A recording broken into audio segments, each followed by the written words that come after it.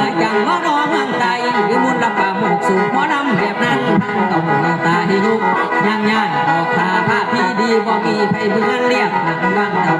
เขาดงเกียงเสียงเพี้ยนบ่มีปีกกับบ่มีอื่นอาจเอ็นสปริงเป็นเอาไว้ลำลูกไม้ใบทิพย์ติดก่อนอุดพระหอนชาดูมากันโตตาละส่วนสูงคนจักยิ้วคิวกันหมอประทันของไห้โหมสู่ฟังกูบ่พอจักเพื่อมาเห็นเส้นปานโอบท่าเกลือดูเมียปาถิ่นจบบทยิ้มละไม่ละมุนรุ่นใหม่สีกระใสสอดเยี่ยมสำเนียงเบาแห่งนวลลูกร่างพร้อมลูกของปันซ้ำบ้านลูกร่างพร้อมลูกของปันซ้ำบ้านก็นั่งในปูกระดุมกระปุ่มทรงตัวนากระโซท่าแปลกไปโศกแดงท่าสาบวาสนาทรงหันเพื่อลำได้คือเสียงนี้ละพอกำลังเพียงเราสร้างทั้งคนยองนำไฟไปลำฝากฟ้าเมื่อนี่400,000เมื่อนี่400,000พ่อเข้าแล้วไปเดินกดยองกายสิโยกขายางย้ายขาเก่าอย่างเดินเ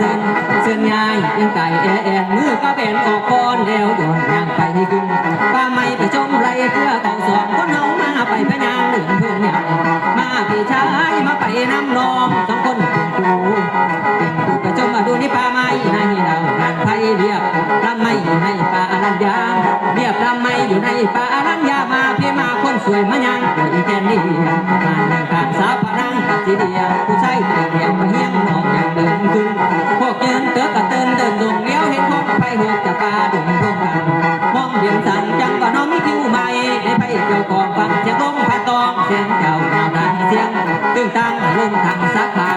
ว่าโยพัดเจ้าแกงสวยน้อยกันน้อยตันคุณพี่ลูกปีกูรูผงนกกระจาโจรไปล้มหนึ่งกองนั้นไปตอนที่ต่างป่าห่างนานอนจำปาจำปีคุณพี่มองดูนนเขาเรียกดูปนาดูหน้ามองนนเขาเรียกตะก้องอยู่ตามป่า